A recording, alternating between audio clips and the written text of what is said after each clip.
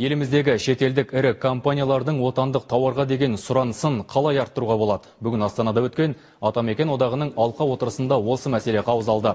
Палата төрағасы Абылай Мырзахметовтың айтуынша, кейбір ірі компанияларда отандық өнімнің үлесі 5-6%-дан әзер асады. Оларға қазақстандық тауарды сатып алуға міндеттейтін заң да жоқ. Сондықтан Атамекен одағы бұл мәселені шешу үшін жекелеген компаниялармен келісімшарт жасасудың жолдарын ұсынып отыр. Тағы бір мәселе қазақстандық кәсіпкерлердің бәсекелестік таныталмауы. Сондықтан отандық бизнес өкілдерін интеграциялық үдерістерге осы бастан дайындап бәсекеге қабілеттілігін арттыру қажет деп санайды ұлттық экономикалық палата өкілдері. Елбасының тапсырмасымен көп жеңілдіктер беріп отыр ғой. Қазір егер сіздер тендерге қатысатын болсаңыздар, басқа елдерден келген компаниялардың 30%-ға дейін баға жағынан сіздің жеңілдігіңіз болады. Ол өте үлкен көмек.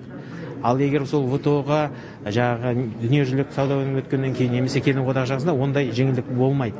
Сондықтан соны қалай сол жолдары бар, соны қарап жатырмыз.